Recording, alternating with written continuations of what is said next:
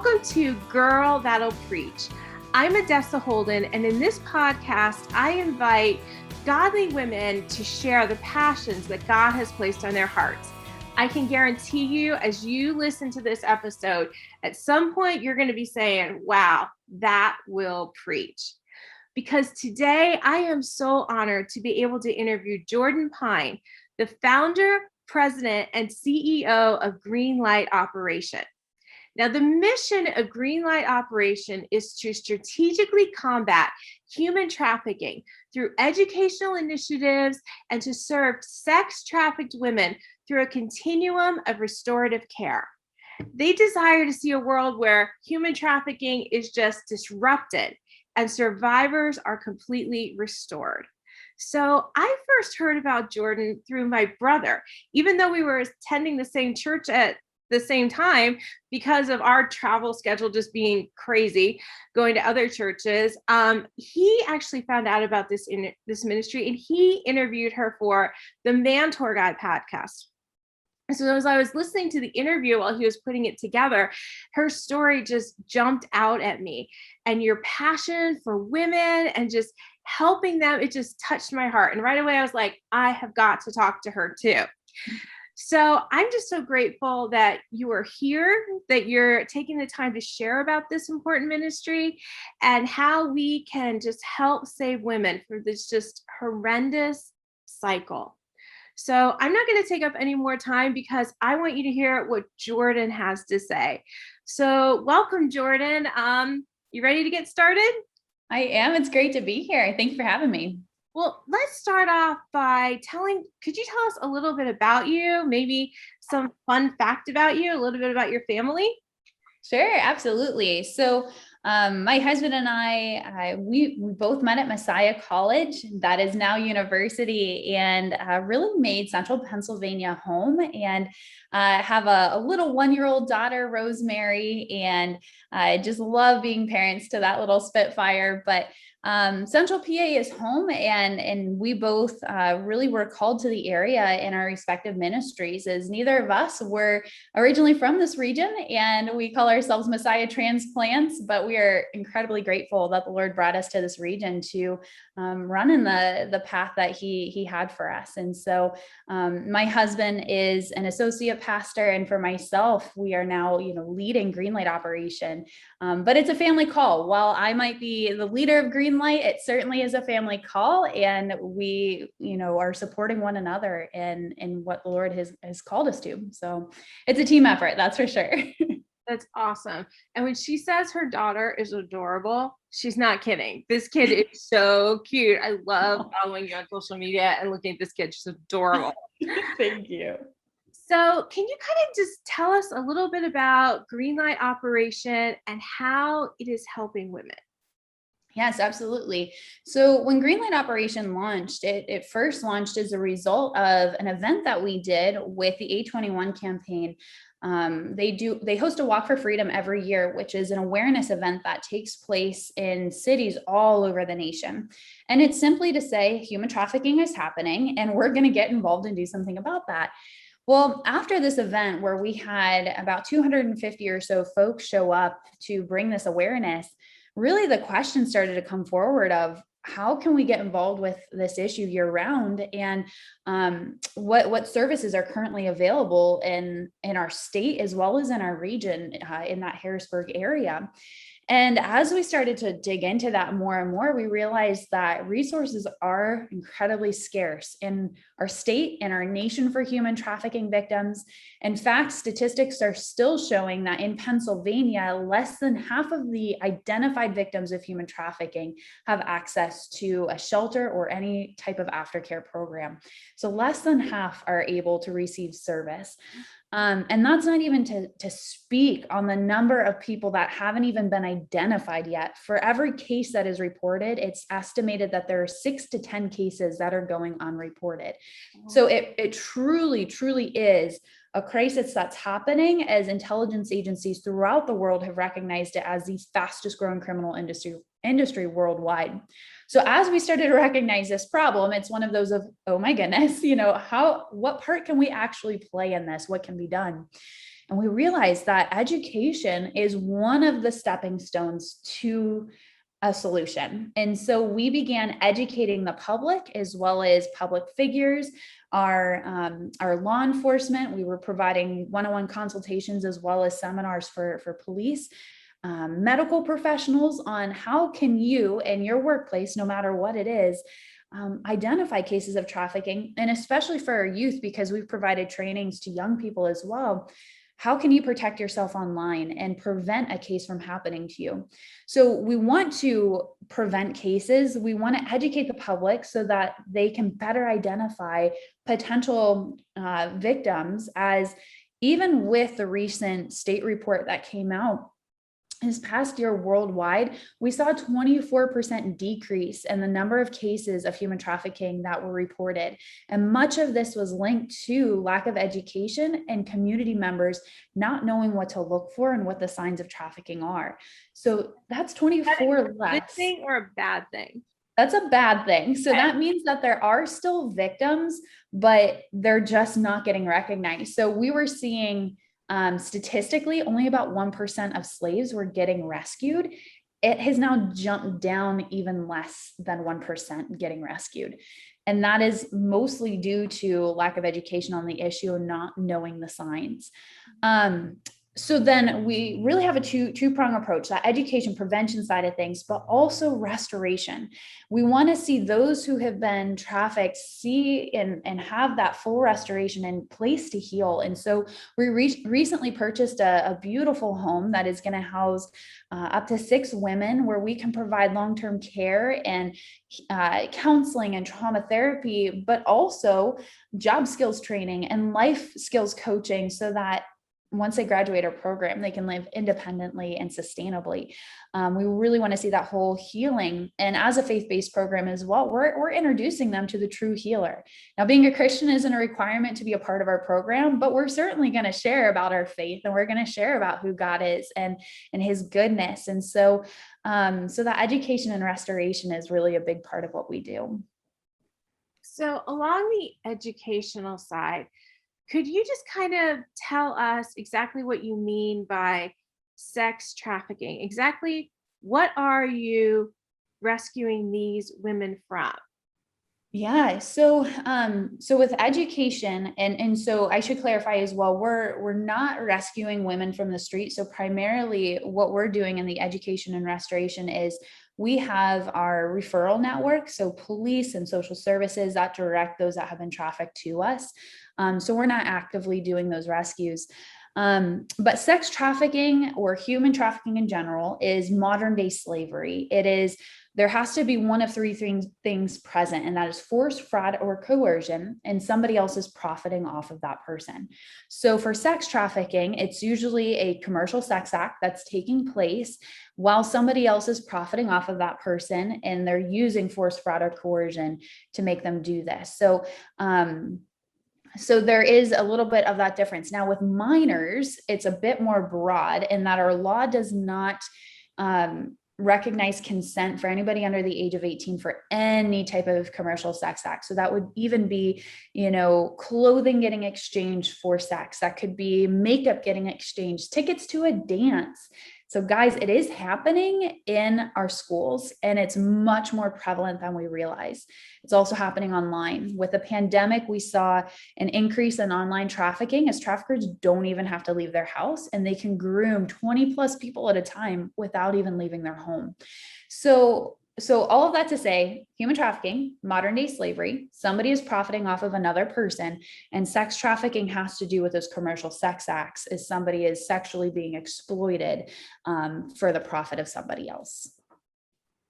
And the thing that struck me when I listened to you before is this, we tend to think of this as like an overseas problem, but this is happening in the United States. It's happening right here in central Pennsylvania. It is. It really is. And that is one of the biggest hurdles that we hit in the anti-trafficking movement, is the denial that it's even happening here. And if we are, denying that human trafficking is happening in the United States, there aren't going to be solutions that are readily available.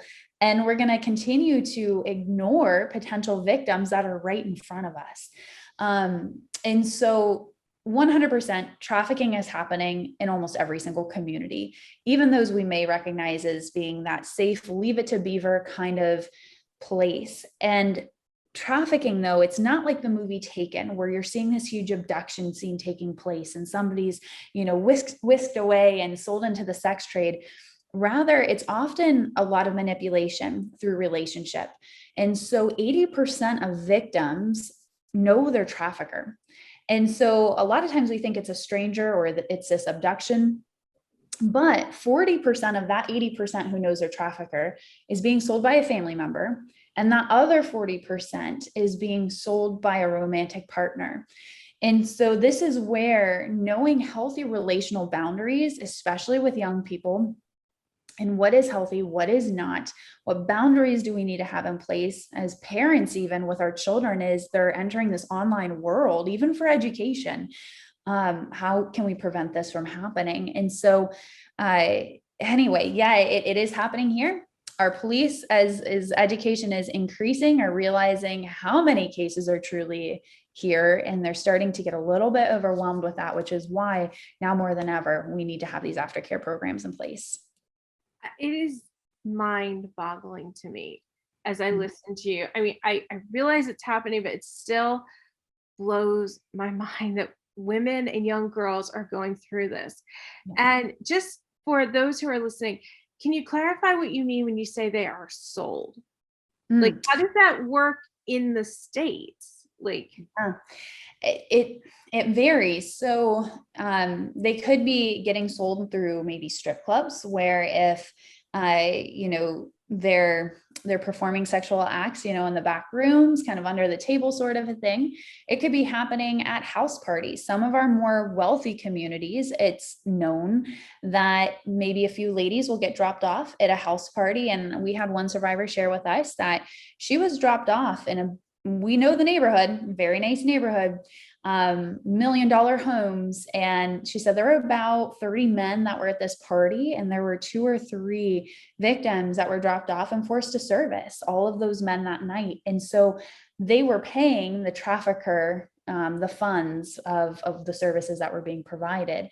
So it might look like that. It could look like online exploitation, where videos and photos are being sold online through various porn outlets or even through social media. And what can happen is if somebody's saying, I want out, I don't want to do this anymore. Well, it's used as blackmail. I'm going to send this to your parents. I'm going to send this to the school that you got a scholarship from, all these sort of things. And websites like OnlyFans and, Pornhub, and even social media and dating apps. It is happening through these channels very easily.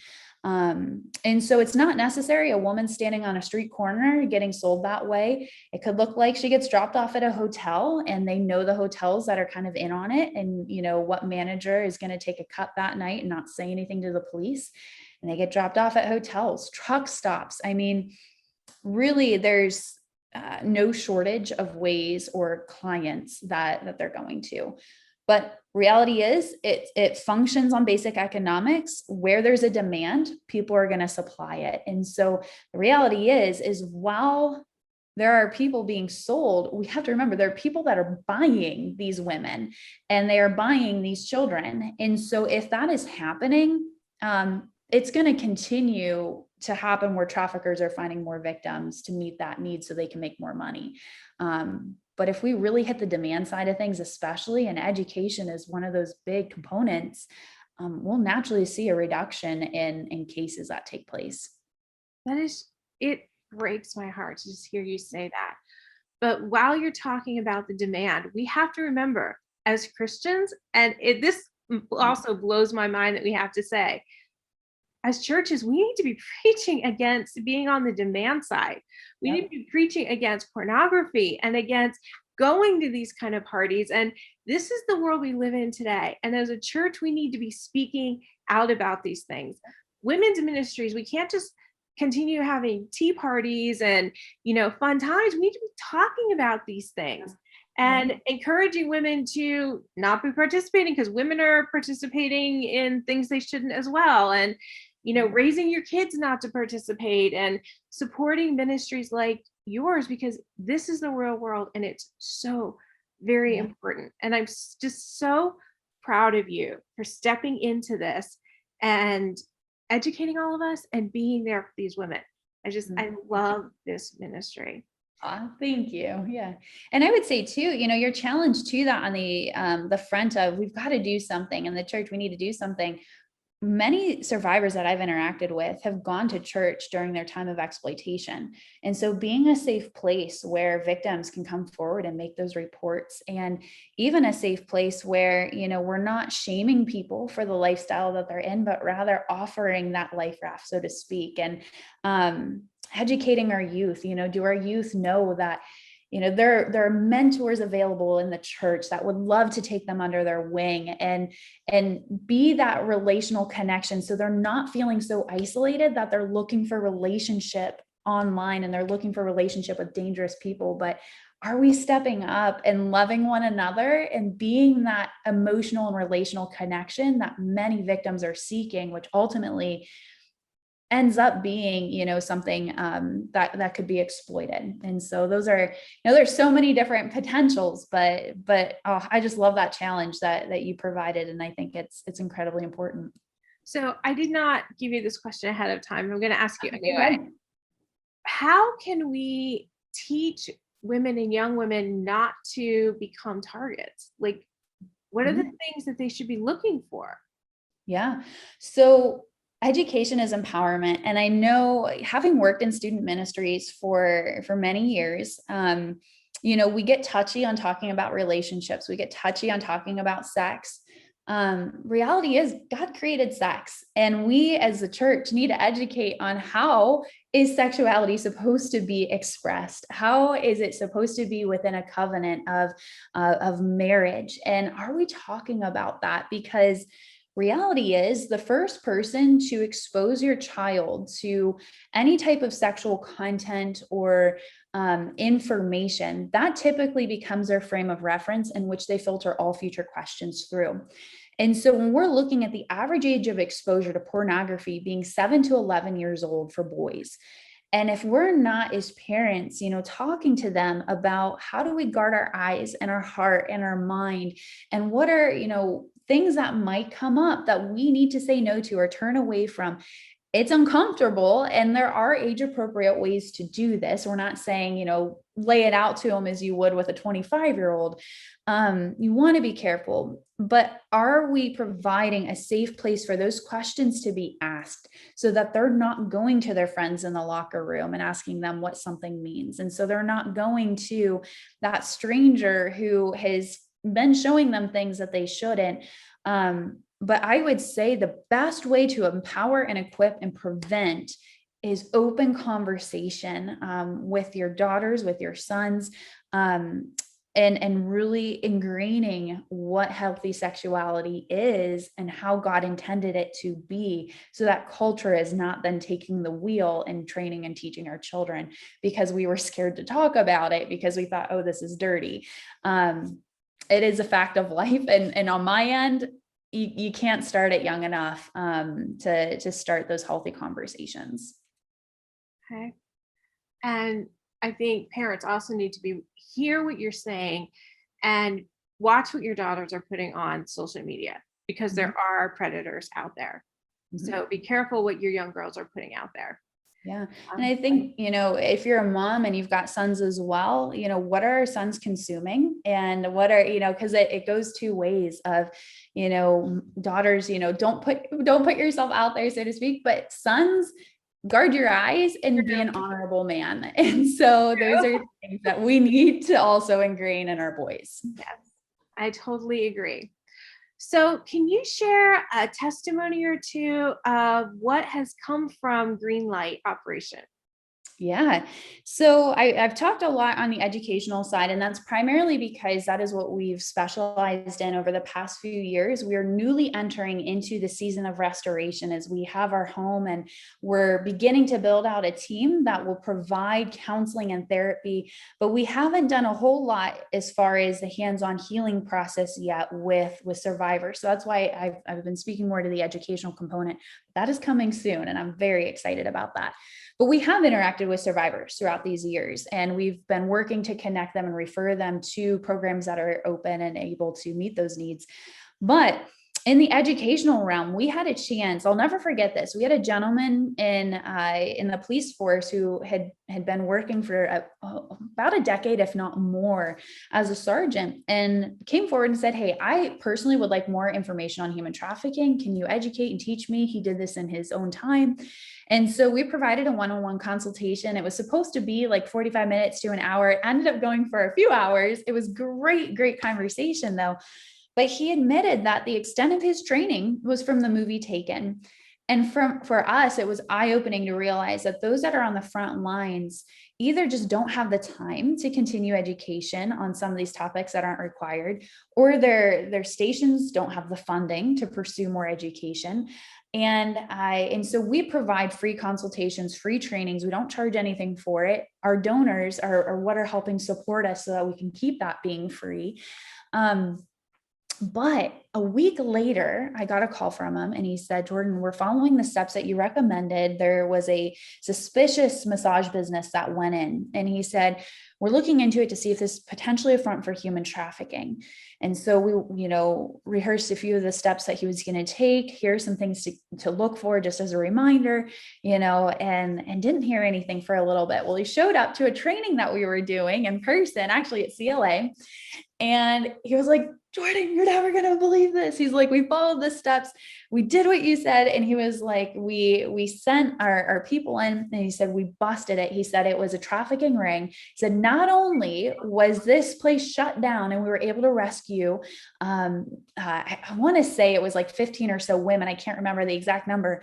He said, "But we ended up finding that this was linked to other fronts for trafficking throughout the state of Pennsylvania, going all the way up through New York." And he said, "We were able to collaborate with other law enforcement agencies and shut a bunch of these down because, we found this one that linked it to others." And so for us, that is such a win. And we don't always hear that return. We don't always hear those victories. But because one person was educated and took action, and that's a key step, he was educated and did something with that education, we got to see many women rescued and traffickers apprehended. And so education is important.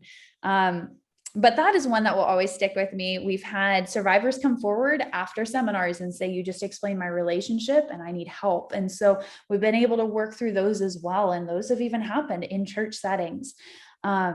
So we've certainly seen a lot. And again, you don't always get to hear some of those victories. You're just playing a part in that story. But the ones we have heard, they're certainly encouraging and keep you going. That is awesome. I am so excited to hear that. Praise the Lord. I mean, that's huge. I'm so proud of you guys. You're doing an awesome job. Thank you. Okay, let's talk about the home, because I recently saw on social media that you guys got this home, and tell us about that and how it's going to be used, because it's so exciting. Absolutely. It is a beautiful home. God has been good. We're in the market for a couple of years looking for houses, and we did not anticipate a pandemic in the midst of everything. But God's timing is perfect because he knew that our team needed some more time to get some behind the scenes stuff done. And we found this beautiful home that will very comfortably house up to 6 women. We purchased the house in May, and within just a few weeks, we actually got our zoning approved, which, if you're from Pennsylvania, this is unheard of. There are many ministries that often get hung up at the zoning process and have to wait 6 months to a year, sometimes more, as they battle with zoning. We did not know this going into it, but it was a group home was a permitted use for the type of zoning area we were in. And our incredible attorney worked through it with us, and we were able to get that permit in record time.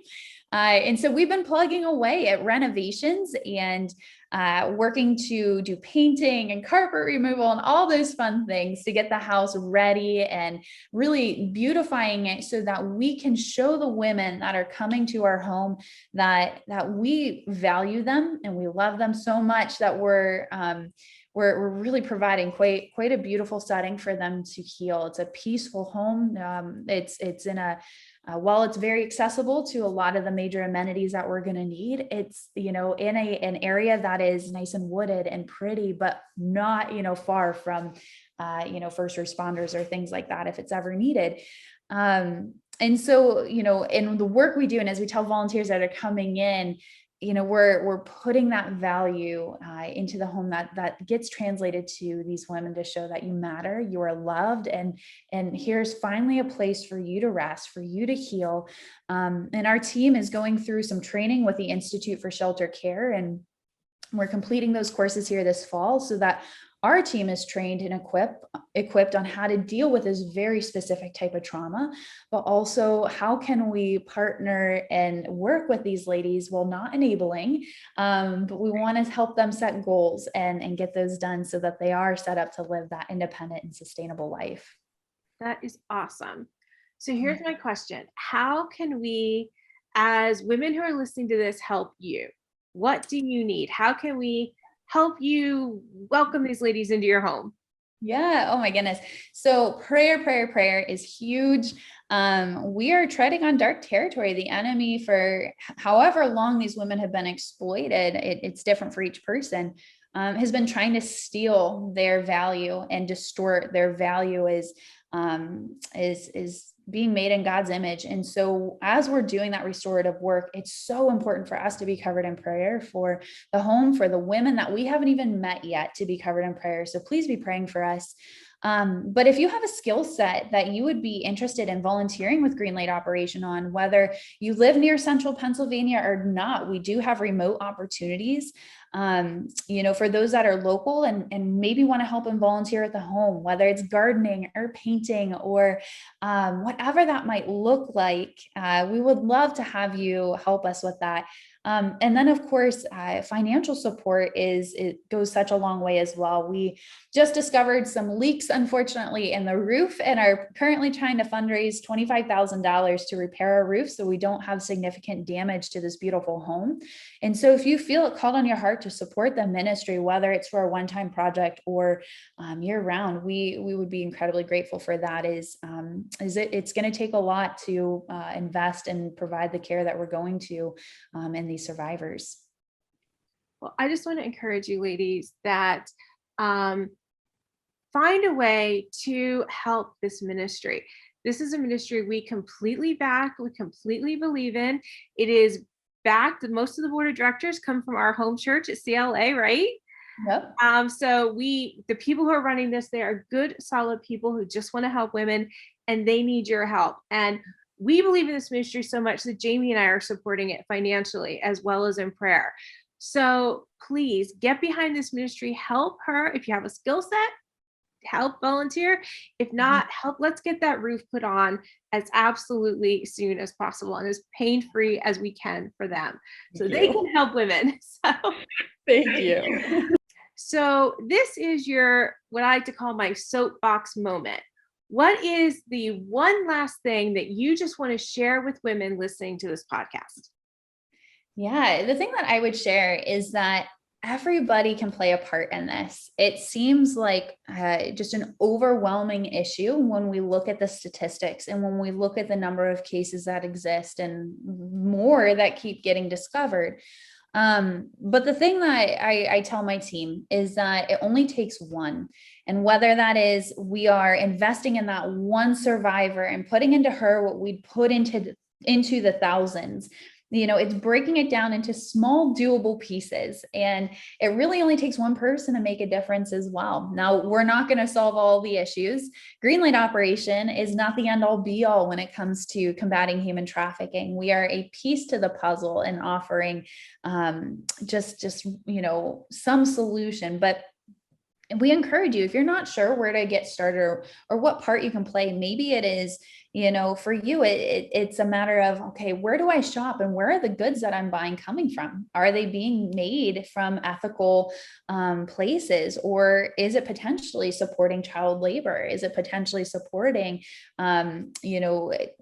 unethical practices where people are forced into this? And we often hear of that forced labor in other countries, but it is happening here too. And we do deal with that. So maybe it's what you buy. Maybe it's who you speak with. We've had nurses and doctors hear a presentation and say, I want to take it to our entire department. Will you come in for that? And that goes such a long way. Maybe you're a teacher thinking the same thing. We could speak with your students. There are multiple possibilities. I know this issue can seem overwhelming, but know that you can make a difference. Prayerfully consider what that might be. Consider what your skill sets might be and how you can get involved. But we can't teach passion.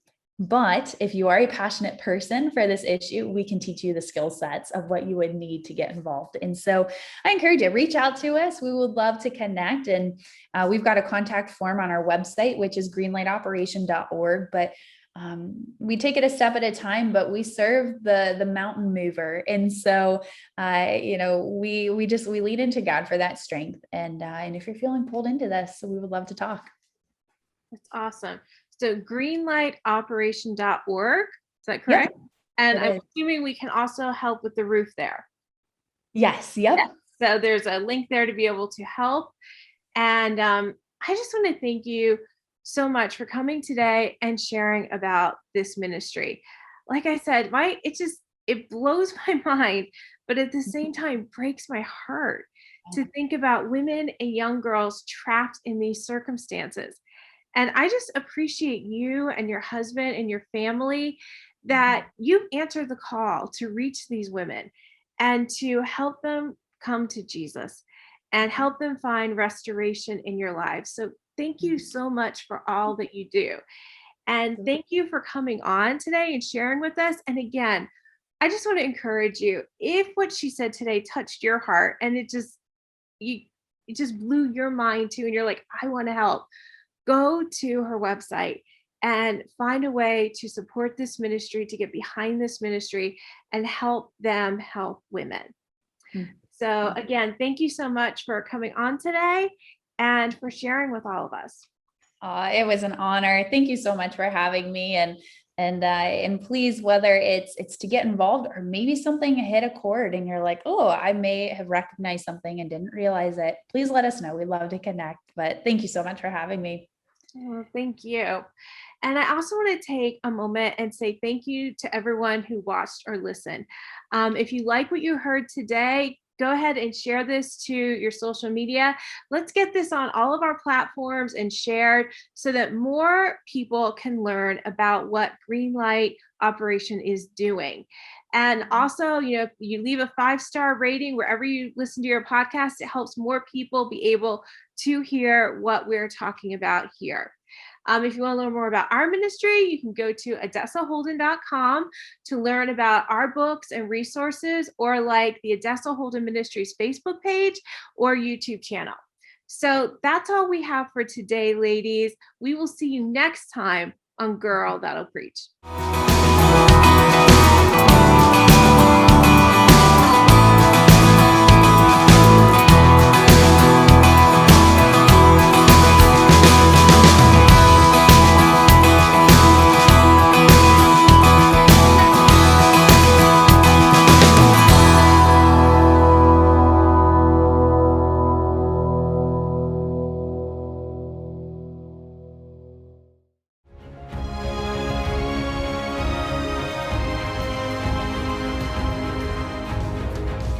Why should you do a small group study on finding healing? Because the truth is that we're all just a little bit broken. We all have areas from our past, from choices we've made, or from circumstances that we've lived through that have caused us pain and heartache in our lives. The good news is that we don't have to stay trapped in our brokenness. Through the power of the Holy Spirit and practicing the biblical principles of healing, each of us can experience victory, freedom, and the abundant life that Jesus has for us. How do I know? Because I've experienced it in my own life. The Finding Healing book shares my testimony, but it also shares how you can apply the biblical principles of God's Word to your life. To help you go beyond my story and begin your own journey to healing, there's the Finding Healing workbook, a companion book to Finding Healing. Each chapter contains study questions, scriptures to ponder, and a space for you to journal what the Holy Spirit has shown you through the study and to remember your favorite quotes. You can also find free video teaching for each chapter at adessaholden.com. If you're ready to start your journey to healing, visit adessaholden.com and get started today.